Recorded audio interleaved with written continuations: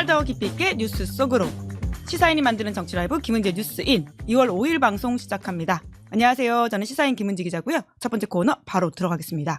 쏟아지는 뉴스에 어떻게 반응해야 될지 알려드리는 시간 뉴스 리액션입니다.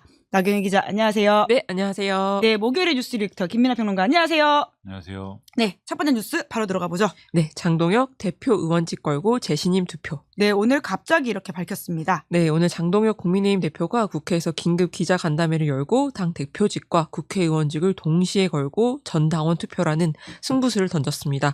장 대표는 내일인 6일까지 사퇴나 재신임 요구가 있을 경우에 전 당원 투표를 실시해서 결과에 따라 거취를 결정하겠다고 밝혔는데요. 다만 자신에게 거취 표명을 요구하는 당내 인사가 있다면 그 역시 본인도 그에 상응하는 정치적인 책임을 져야 할 것이라고 말했습니다. 자신에게 사퇴를 요구해왔던 오세훈 서울시장과 친한계 의원들, 일부 소장파 의원들을 겨냥한 발언으로 보입니다. 또 장동혁 대표는 오늘 홍익표 청와대 정무수석을 만나서 여야정이 함께 문제를 풀어내는 출발점으로 영수회담이 이루어지기를 기대한다라고 제안하기도 했습니다. 한편 방금 전 정점식 정강정책 당원당규 개정특별위원회 위원장은 당원 투표 50과 일반 여론조사 50대 50을 유지하기로 했다고 밝혔습니다. 그리고 보수 관련 소식을 하나 더 전해드리면요. 최근 국민의힘에 입당한 고성국 씨가 조선일보를 정면으로 비판하고 나섰습니다. 최근 조선일보가 장동혁 체제의 국민의힘과 고성국 씨의 주장 등에 대해서 연일 비판을 하니까 고성국 씨가 반격에 나서는 것 같은데요. 고 씨는 자신의 유튜브 채널에 조선일보가 망해야 산다라는 제목의 영상을 올리고 오세훈하고 한동훈하고 딱 호흡을 맞춰서 국민의힘과 장동혁 대표를 공격하는 언론이 하나 있다. 그게 조선일보다. 라고 비난을 했습니다. 또 앞선 영상에서도 조선일보가 사설을 통해 전두환, 윤석열 등의 전직 대통령 사진을 당사에 걸어야 한다고 주장한 데에 대해서 작고한 조선일보 박무열 전 사장을 언급하면서 사진 걸자는 것만으로도 큰일 나는 것처럼 떠들어대고 있는데 웃기는 소리 말아라. 조선일보가 가장 힘센 언론으로 등극하게 된 시기가 전두환 정권 때다라고 비난을 했습니다. 네, 먼저 장동혁 대표의 오늘 긴급 기자회견 내용은 어떻게 보셨습니까? 왜 이런 걸 제안했고 실제로 효과가 있을 거라고 보세요? 우리 김민아 평론가 그저 웃지요. 장동혁 대표의 제안은 무슨 맛 난다? 뭐 재미 들린 거죠, 뭐. 뭐의 재미가 들린 건가요? 뭐 일종의 뭐라고 해야 될까? 스스로 약간 스스로에게 약간 뭔가 스스로를 절벽에 걸쳐놓고 이래도 이럴 거야 뭐 이런 거 있잖아요. 지금까지 계속 그런 수법이지 않습니까? 벼랑 끝 전술에 중박 도박이란 단어를 잘못 말했네요. 그러니까 그 단식도 그렇고 예. 일종의 제가 이런 용어를 쓰기 싫은데 자해하는 거죠. 자해해서 이게 어떤 이래도 계속 나한테 덤빌 거냐 이렇게 얘기하는 건데 이 이제 투표를 한다고 해서 재신임 투표를 한다고 해서 그 재신임 투표에서 장동혁 물러나라 이런 결과가 나올 거라고 생각하는 사람은 한 명도 없지 않습니까? 그렇게는 안 될 것이다. 그거 안 되죠. 그게 이미 뭐 국민의힘에 남아 있는 그리고 이러한 이제 재신임 투표에 참여할 수 있는 그런 사람들은 장동혁 체제에 대해서 어느 정도는 뭐 만족해하고 있는 측면들이 있을 것이기 때문에 이걸 통해서 뭐 재신임이 안 된다고 보기 어렵고 그러니까는 옆에 있는 사람도 다 하나같이 얘기하는 거잖아요. 지난번에 의원총회에서 이미자 의원이 얘기한 거 아닙니까? 네. 나는 이 재신임 투표하는데 상임위원장직을 걸겠다. 왜 다 거는 거예요? 본인은 왜 겁니까 그럼? 예. 본인에 대해서 한 얘기도 아니잖아요. 사람들이 이미자 물러나라 하는 것도 아니지 않습니까? 그러니까 이건 뭐 결과가 정해져 있기 때문에 그런 거고 동시에 장동혁 대표가 또 뭐라고 얘기해요? 자, 내가 이렇게 할 테니까 뭐 타짜 같은 거죠. 나는 내 팔 하나를 걸겠다. 넌 뭘 걸래? 이렇게 얘기하는 거잖아요, 지금. 그래서 나한테 물러나라고 하는 사람들도 그에 상응하는 책임을 져야 된다. 그러니까 앞으로 나한테 뭐라고 하지 마라. 이 얘기를 하는 거죠. 그러니까 뭔가 스스로에게 뭐 이 어떤 불리한 승부수를 던지는 것처럼 얘기를 하지만 사실 열어보면은 그런 것도 아니고 겉모양만 그렇게 해서 위기를 돌파해온 그러한 정치를 또 하는 건데 약간 강원 전략이 있는 것 같아요. 이게 일종의 이제 채찍인 것이고 당근 전략도 있는 것 같아요. 당근은 뭐죠? 아까 말씀하신 이제 경선 룰 문제도 5대5 그렇죠. 그다음에 소위 말하는 친한계 이 원외 당협위원장들 다 속가낸다 이게 있었는데 오늘 뭐 그것도 이제 그냥 둬라 이거 안 하더라고요. 네. 그러면 뭐냐 계속 당내에서 이제 친한계 플러스 이제 오세훈 플러스 이제 뭡니까 대한가 미래인가 자칭 소장파라고 하는 분들 그분들하고 일종의 이제 반 장동혁 전설이 쭉 만들어진 거잖아요. 그거를 깨는 거죠. 이렇게 하나씩 깨면 각계격파. 그렇죠. 그리고 오세훈 한동훈 시장 입장에서는 계속 장도영 물러나라라고 할 건지는 한번 고민해 봐야 될 거예요. 오. 어쨌든 5대5이기도 하고 예. 그다음에 본인을 지지할 수 있는 어떤 당협위원장들이나 이런 부분들도 어느 정도 이제 좀 뭐랄까 살려는 드릴게. 그렇죠. 뭐 그런 상황일 수도 있고 그러면 경선을 한번 열심히 해서 예. 한번 붙어볼 만도 한데 이 생각이 들면은 그럼 좀 반발 수위를 낮출 수도 있지 않을까 예. 그런 부분도 있고 그다음에 이제 대한과 미래 이쪽도 뭐 거치 막 이런 것까지는 아니더라도 어쨌든 이 한동훈 제명과 관련된 여러 가지 조치들을 요구했던 건데 장도혁 대표가 답을 한 거잖아요. 불만 예. 있으면은 한 명이라도 그 얘기를 하면 나는 재신을 묻겠다라고 한 거니까 그 다음에 얘기할 게 없잖아요. 그럼 대한과 미래. 지금 얘기할 게 남은 사람은 한동훈 전 대표밖에 없거든요. 토크 콘서트 하니까 뭐 떡국서도 그렇고 이야기를 많이 하는 시간이잖아요. 내가 제명된 게 억울하다. 이 얘기는 계속 할 게 남은 건데 나머지 사람들은 더 얘기할 건 없잖아요. 그러니까 이런 걸 좀 전선의 문제에서 이런 생각을 하고 이걸 던졌다라고 보는데 근데 계속 이렇게 가면 사람들이 생각할 때 이건 당내 어떤 그런 이 당내 구도에 대한 문제고 예. 당 밖에 있는 일반 유권자들이 이런 걸 보면서 아 장도혁 대표가 참 이제는 거듭났네. 민생 문제를 좀 챙기려고 하나 보네. 영수회담 이런 걸 해가지고 거기서 민생 얘기도 하고 뭐 이런다고 이럴 거라고 자꾸 하는데 이젠 정말 지방선거 준비 들어가나 보네 이렇게 생각할까요? 그게 아닌 거죠. 왜냐하면 한편으로는 그렇게 가면서도 이 당내 이제 어떤 그 인사나 이런 데서는 다 극우적인 어떤 그런 행보로 가는 거죠. 인재 영입위원장이 조정훈 의원인 거 아닙니까? 조정훈 그분 극우예요? 원래는 안 그럴 줄 알았는데 예. 고성국 TV에 나가갖고 예. 이 마포갑 당원이다라고 얘기하니까 특별 당원으로 잘 예. 모신다 이러지 않습니까? 그러니까 이분이 그 윤석열 시대의 친윤 어떤 그러한 인사가 되면서 이제는 뭐 거의 이제 극우적인 쪽으로 가고 있구나 이 생각이 드는 거죠. 그러니까 이런 사람들을 요직에 앉히고 있기 때문에 저는 뭐 외부에서 볼 때 아무리 장도혁 대표가 무슨 뭐 나는 민생을 챙겨요, 나는 호남에 가요, 나는 뭘 해요 아무리 얘기를 해도 이번엔 소용이 없는 국면에 왔다 이렇게 생각이 되는 거죠. 네. 그런데 또 조선일보랑 고성국 씨가 싸우는 모양새인데 사실 고성국 씨 같은 경우에는 지금 장동혁 대표 체제의 브레인이라는 말까지 나오고 있지 않습니까? 이 싸움은 어떻게 보세요? 늘 하던가 하는 거죠 이것도. 아 그래요? 늘 싸우던 싸움? 윤석열이라는 사람이 뭐라고 그랬다는 겁니까? 조중동 보지 마라. 조중동 그 기득권 신문 보지 마라. 기득권 신문. 그런 사람. 그거는 김민하 평론가 생각이 통하는 거 아니에요? 예? 기득권 신문. 그건 이제 제가 볼 때는 시사인도 기득권이죠. 아 모두가 기득권이다. 우리나라 유일의 좌파로서 네, 나 빼고 다 기득권이죠. 나 빼고 다 기득권인데. 네네. 근데 윤석열, 그러니까 보수 포지션에서 보면 뭐 그런 개념이 아니잖아요. 이거는 훌륭한 신문이어야 되는 거죠. 근데 윤석열이라는 사람은 이 조중동이 얘기하는 것도 난 듣기가 싫다. 그것도 이 나쁜 신문이고 사실 윤석열의 과거는 조중동을 싫어했을 수 있어요. 아주 먼 과거에는 실제로 뭐 본인들이 얘기하지 않습니까? 본인들 좌파였다고. 김건희 씨가 얘기했잖아요. 그러니까 그랬을 수도 있는데 어쨌든 그 얘기를 하면서 이제부터는 뭘 봐라? 유튜브를 봐라 그랬잖아요. 그 유튜브 보라면서 링크 준 게 고성국 TV 이런 거라는 거 아니에요. 당연히 그런 거고 고성국 씨 입장에서는 당연히 지금 요즘에 조선일보의 스탠스가 오늘도 이 지면을 이렇게 보면은 물론 일면에 장도혁 대표 교섭단체 대표연설하고 뭐 이런 게 있지만 넘기면 개혁신당이 더 크거든요. 개혁신당의 선거 실험 뭐 이래가지고 한 명 크게 있어요. 그러니까 스탠스가 나오잖아요. 장동혁 체제가 요게 이제 제대로 가지 않는다라고 보고 뭔가 개혁신당이나 요 범보수 연대를 만들기 위해서는 국민의힘이 지금과 다른 노선을 가야 된다고 막 주장을 하면서 윤석열과 절연해야 되고 이런 얘기 지금 조선일보도 하는 거거든요. 선거에서 뭔가 성과를 내야 되니까. 근데 그걸 받아들일 수 없는 거죠. 고성국 씨는. 윤 어게인 해가지고 지금 당사에다 윤석열 사진도 걸어야 되는데 윤석열 사진을 걸려면 전두환도 같이 걸어야지 이게 말이 되는 거니까 전두환이 그러면은 민주주의의 전도사다 이렇게 되는 거잖아요 지금. 그러니까 이런 사람이 뭐 조선일보하고 싸우는 것이 뭐 그렇게 이상한 일은 아니겠죠. 네, 댓글창에는 좌파 간별사 김민하 화이팅이라고 댓글이 달리고 있고요. 역시 좌파수계 총통님이라는 이야기가 있습니다.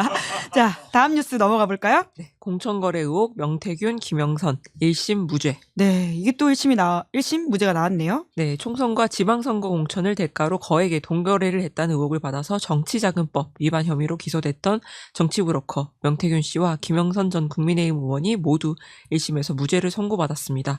오늘 창원지법 형사 4부 김인택 부장판사는 두 사람이 주고받은 돈과 지방선거 출마자들에게서 받은 돈 모두 정치자금으로 볼 수 없고 공천과도 관련성이 없다고 판단을 했는데요.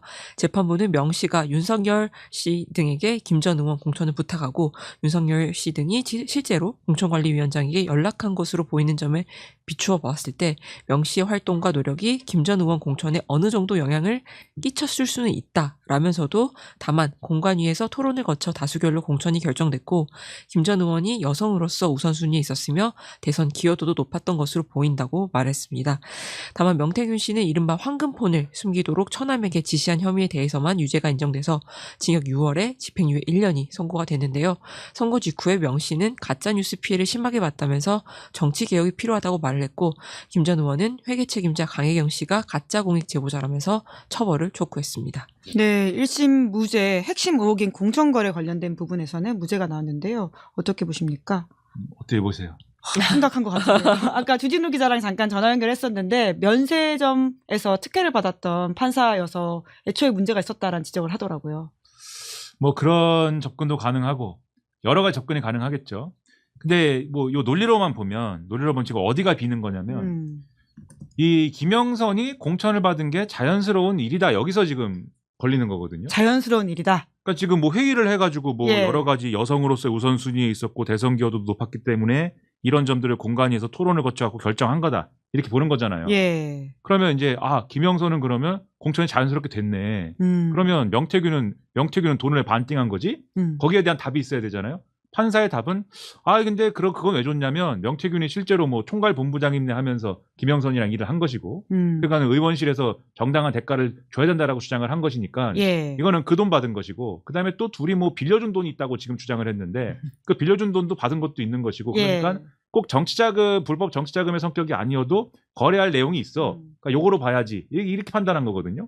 그래서 지금 정치자금법 무죄라는 건데 그러면 뒤집어 얘기하면 뭐가 지금 이 판결 내의 논리에서 말씀하신 것처럼 뭐 특혜를 받았을 수도 있고 뭐 돈을 먹었을 수도 있고 뭐 여러 가지 가능성이 있겠죠. 네, 200만 원짜리 막스마라 15만 원 주고 샀대요. 네, 그러니까 뭘 했든지 뭐 그것뿐이겠습니까? 뭐 몰라요. 뭘 받았는지 그건 모르지만은 그렇게 접근할 수도 있지만 어쨌든 판결 내의 논리만 갖고 보면 예. 그러면은 여기서 뭐가 그러면은 이 애초에 이 규명이 됐어야 되는 거냐면 김영선이 왜 공천된 거냐 이게 규명이 됐어야 되는 거거든요. 김영선은 왜 공천이 됐습니까? 의심하는 바는 뭐예요? 윤석열, 김건희, 김영선 이렇게 거쳐갖고 명태균이 이제 요 영향력이라는 게 이렇게 간 거잖아요. 그러면 윤석열, 김건희가 여기에 영향을 미쳤다는 게 있어야 되거든요. 김영선 공천에. 그러면 연결고리들이 있잖아요. 그 당시에 이제 공천관리위원장 윤상현 의원 등등 여기가 밝혀져야 되는 거거든요. 그래야 이 판결이 깨지는 거거든요. 예.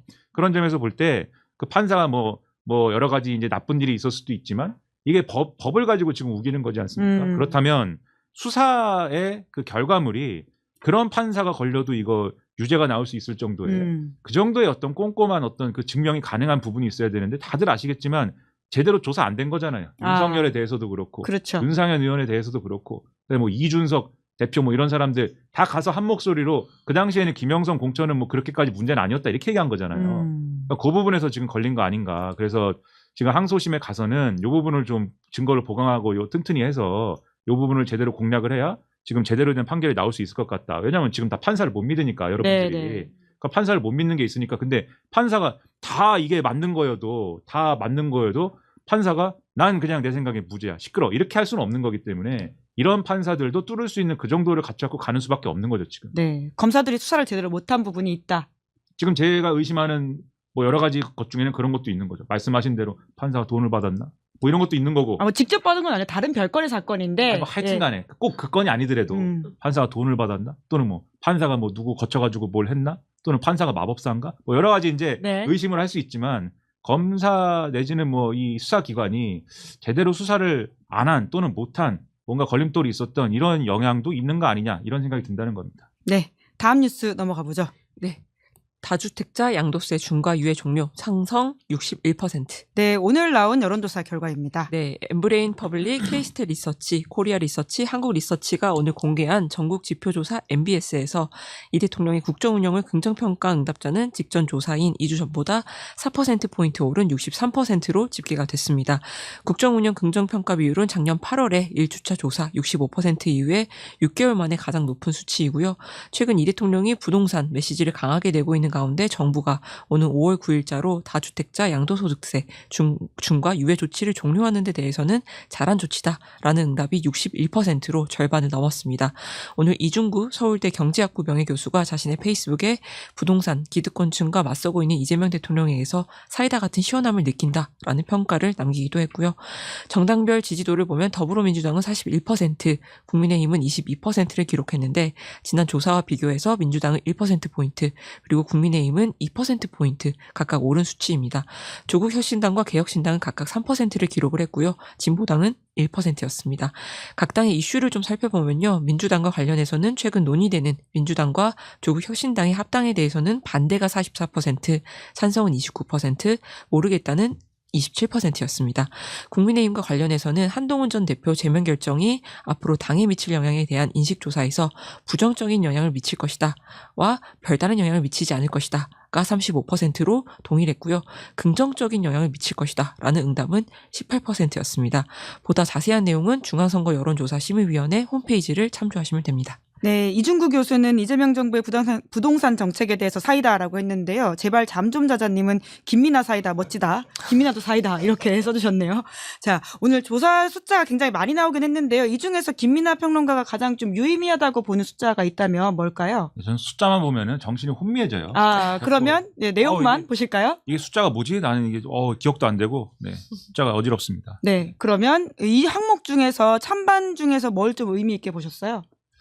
아니 뭐 일단 이 부동산 정책에 대해서 국민들이 뭐 긍정적으로 반응한 거, 이 여론조사 결과에 대해서 얘기를 하면 할 말이 굉장히 많죠.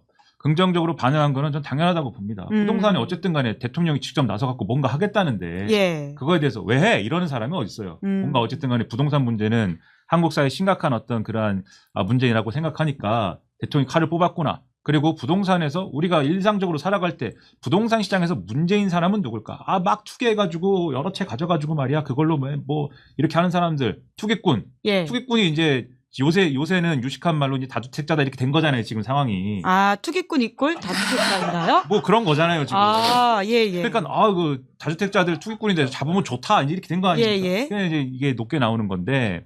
근데 저는 뭐 그럴 수 있다고 봐요. 대통령이 직접 자기의 정책이나 이런 것들을 강하게 푸시를 하면서 직접 메시지를 내고 직접 얘기를 하고 다 좋다고 봅니다. 근데 좀 요거는 나중에 가서 이제 곤란해질 수도 있다 싶은 것들은 예. 야당의 어떤 논평에 대해서 직접적으로 이제 반박하는 그런 어떤 모습이라든가 언론에 이제 보도나 이런 것들을 하나씩 끌어와서 이게 잘못됐다, 똑바로 해라 이런 거 있잖아요. 예. 이런 게 물론 대통령이 생각하는 바가 있고 뭐 그럴 텐데 이거는 사실은 대통령이 직접 나서가지고 공방에 뛰어드는 게 아니고 여당이 어느 정도 요거를 해줘야 되는 그런 측면들이 있는 거거든요. 아, 지금, 여당이. 예. 네, 이거를 대통령이 지금 다 이렇게 본인이 공격도 하고 수비도 하고 뭐 선수도 하고 감독도 하고 막 이런 거여서 지금 이게 이렇게 되면은 나중에 만약에 정상적인 정치 상황 같았으면은 막 난리를 쳤을 거야 아마 야당에서. 근데 지금 야당이 지금 그런 상황이 아니니까 뭘 해도 야당은 아무것도 대응을 못하는 상황이니까 그냥 굴러가는 건데 다주택자라는 요 부분에 대해서도 사실 문재인 정권 때 비슷한 대응이 있었잖아요.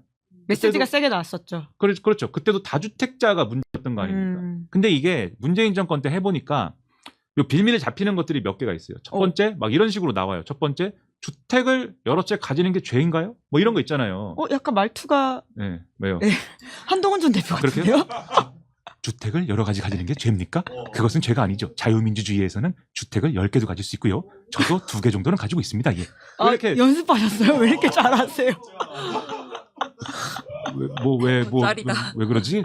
그가 소유를 왜 죄악시하느냐? 예. 이렇게 가는 게 있어요. 그래가지고 욕망이 있으면 가질 수도 있는 거 아니냐? 뭐 이런 거 왜 욕망을 제한하려고 그러느냐? 예. 전체주의냐? 권위주의냐? 이게 첫 번째가 이런 게 있고 두 번째로 다주택자라는 게 지금 제가 말씀드렸듯이 투기꾼이냐 이런 것도 있지만 사실 집주인인 거잖아요. 네. 세 주는 사람들이잖아요. 네네. 그러니까 민간 임대 시장에서의 그 이제 공급자 역할을 하는 거거든요. 이름이 여러 개네요. 다주택자는 투기꾼이기도 하고 집주인이기도 하고. 네, 지금 담론이 그렇게 돼 있죠. 예. 그러면 뭐라고 얘기할 거냐면 다주택자들을 이렇게 옥죄 가지고 팔 수도 없는 팔 수 있는데 이제 어저께 이제 정부가 5월 9일까지만 계약하면은 잔금 치르는 거는 최대 6개월도 요것도 뚫어준다고 한 거잖아요. 그러니까 할 수 있지만 어쨌든 다주택자들이 지금 토지 거래가 하는 데서는 팔 수도 없는데 세입자들한테 돈 줘가면서 내보내고 본인이 거기 살겠다고 해서 이렇게 가야 되는 건데 근데 그거를 이제 팔 수도 없게 해놓고 세금 때린다고 그러고 징벌적으로 접근했을 때 이게 보수의 용어로 예. 그러면 다주택자들이 세입자한테 부담을 전가하지 않겠느냐. 그럼 이제 지난번에 윤희숙 전 의원의 그런 연설 나오는 거죠 또. 저는 뭐 뭡니다 이렇게 임차인입니다 뭐 이런 거 나오는 거죠. 그런 게 있는 것이고 마지막으로 뭐가 나오냐면 당신들은 다주택자 아니야? 이게 있습니다. 지금, 내로남불. 네, 지금 또 하잖아요, 지금. 그렇죠? 예. 왜 정권에 다주택자인 사람들이 있고 여당에도 다주택자인 사람들이 있는데 당신들은 왜 안 팔아? 당신들이 안 파는 거는 지금 다주택자인 게 이득이 돼서 그렇지 남들은 다주택자 못하게 하고 당신들만 다주택자 하게 만들고 그러고 보니까 4050들은 돈 많이 벌어서 자산 투자해가지고 지금 다 부자고 떵떵거리고 사는데 2030은 대출받아갖고 집도 못 사게 해가지고 지금 사다리 걷어차기를 해갖고 다 망하지 않느냐? 2030이 피해를 보고 있다. 막 이런단 말이에요. MC미나. 예, 지금. 아니, 내가 오늘도 그 신문에서 그런 얘기를 봐가지고 그러니까 이런 반론거리들이 있어요. 그러니까 반론이라기보다도 프레임 형성 재료들이 막 생겨요. 네네. 요렇게 할 때 이제 그걸 부담을 사실 판단을 하기 때문에 이재명 정권은 초기에 그렇게 안 한 거거든요. 예. 근데 지금 이렇게 나오는 거는 어느 정도의 자신감이 있는 거죠. 어떤 자신감이냐면 아무것도 대응을 못할 것이다. 국민의힘이나 이런 보수 정권, 보수 정당은 그런 게 있는 건데 다만 그렇다 하더라도 어쨌든 간에 돌다리도 두드리면서 가는 게 좋잖아요. 그러면 뭐가 있어야 되냐면 공급 대책이라는 거를 지금 9월 달에도 발표하고 지금 엊그제도 발표하고 한 거잖아요. 그럼 이게 속도감 있게 추진된다라는 게 같이 있어야 돼요. 그래야 다주택자만 해가지고 뭐 이렇게 뭐 급매물 나오게 하고 그다음에 뭐 이렇게 해가지고 이것만으로 부동산을 우리가 다 잡겠다는 게 아니고 공급책도 있다. 당신들이 항상 원하는 거. 물론 공급 얘기했더니 당장 재개발 재건축 다 뚫어라 이렇게 얘기하니까 이상해지는 거긴 하지만 공급도 우리가 속도감 있게 간다. 이걸 해야 되는데 그러려면 또 여기서 법이나 제도나 이런 것들이 뒷받침이 다 돼야 되는 거거든요. 예. 그런 것들을 속도감 있게 하면서 이런 이제 어떤 프레임에 대응해 나가야 된다라는 점이 저는 이 여론조사에서 한 가지 이제 중요한 어떤 그런 부분 아니냐 생각이 되고 왜냐하면 여론이라는 건 계속 변하는 거니까. 그렇죠. 지금 이렇게 높았는데 나중에 가면 이런 프레임 때문에 내려갈 수 있는 거거든요. 그래서 그런 프레임에 대응하는 게 이제 필요한 거고. 그다음에 합당에 반대한다지 않습니까? 민주당하고 조국혁신당에 대해서 반대가 44, 찬성은 29, 모르겠다 27인데 시간이 갈수록 요 반대한다가 좀 높아지는 국면이 있을 거예요. 지금 그런 상황일 것이고. 왜냐하면 아무래도 이제 당내 논란이나 이런 것들이 너무 커져버린 상황에서 이게 현실적으로 가능하냐 이런 부분이 있잖아요. 예. 그래서 저는 정청래 대표가 이제는 좀 출구 전략을 마련할 때인 거 아니냐라는 생각을 합니다. 그래서 지방선거 이후로 좀 합당의 시점을 좀 늦추고 지방선거 이후로 하되 이제 절차는 계속 진행을 하고 전당대회가 있잖아라고 얘기한다면 그러면 제 생각에는 정청래 대표가 연임에 도전하면서 이걸 걸고 나가면 되는 거거든요. 내가 연임하는 공약이 합당이다. 합당을 마무리 확실하게 한다. 난 오케이. 그러면 거기에서 만약에 정청래 대표가 당선이 된다. 그러면 누구도 거기에 대해서는 딴 말 못 할 거 아니에요. 그러니까 좀 이 출구 전략을 만들어서 아예 뭐 하지 마라 이런 게 아니라 이거는 좀 논란을 정리하고 제대로 된 어떤 프로세스를 가져가기 위해서도 지금은 한 발 물러나는 게 필요한 거 아닌가 생각합니다. 예. 근데 다만 오늘 MBS 나온 거 보면 더불어민주당 지지층만 좁혀서 보면 찬성이 47이고 반대가 38이긴 한데요. 이건 어떻게 보셨어요? 당대표가 직접 합당을 얘기를 했는데 이게 뭐 찬성이 44 이렇게 나오면 안 되죠. 50을 못 넘는다. 50도 막 70씩 나와야죠. 60씩이 나와야죠. 자기 우리의 유리한 이슈다라고 딱 판단을 했을 때. 근데 지지자들이 볼 때 이게 뭐냐면 작은 정당이지 않습니까? 근본적으로 조국혁신당이. 그리고 민주당이 큰 정당이잖아요. 두 당이 합당을 할 때는 그럼 민주당이 뭐가 양보하는 게 있어야 될 수밖에 없어요. 그게 공천이든 당명이든 무슨 뭐 지도부든 뭐든 간에. 근데 양보를 꼭 해야 되나? 여기에 대해서 명분이 있어야 될 거 아닙니까? 예를 들면 양보를 해서라도 합치지 않으면 지방선거 승리가 어렵다든지 양보를 해서라도 합치지 않으면 정권을 바꾸기가 어렵다든지 야당인 상태에서 아니면 양보를 해서 합쳐야 개헌이 가능하다든지 개헌선이 된다든지 이런 게 있어야 되는데 지금 그렇게 생각을 안 하거든요. 민주당 지지층이. 200석이 안 되긴 하죠. 그래서 굳이 합당을 안 해도 지방선거는 이길 수 있다.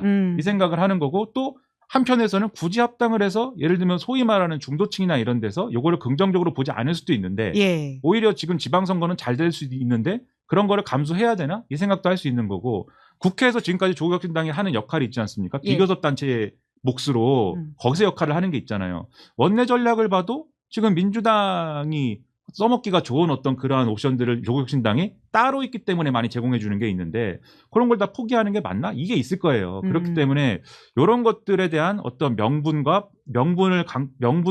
관철을 하거나 아니면 반론을 제기하면서 이걸 깨거나 정청래 대표가 그렇게 가야 되는데 그렇게 할 수가 없거든요.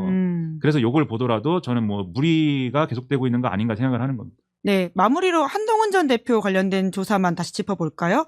관련해서는 부정적 영향 미칠 것과 별다른 영향 미치지 않을 것이 35로 동일했다라고 합니다. 이건 어떻게 보세요? 그 주식시장에 보면은 선반영됐다라고 하는 게 있잖아요. 이미 한동훈은 같이 못할 것 같다라고 이 정파불문 생각을 하는 거죠. 이게 무슨 이유든 예. 너무 장동혁 대표 체제가 너무 미워해서든 아니면 뭐 한동훈 전 대표가 진짜 배신자여서든 예, 예. 뭐라고 생각하든 예. 같이 못하는 상황이었던 것 같다. 그러면 차라리 시원하게 나와라.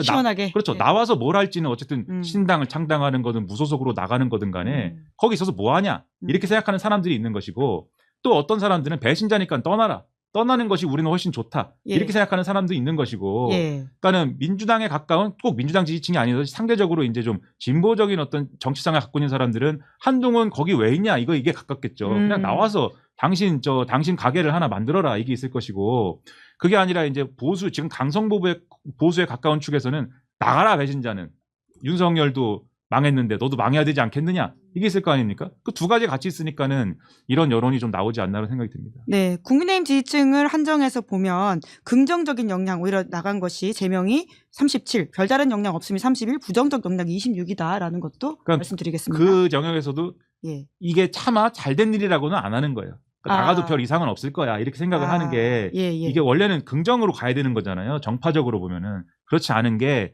그러니까 한동훈 제명이라는 게 별로 명분이 없다는 게 거기서 드러나는 거죠.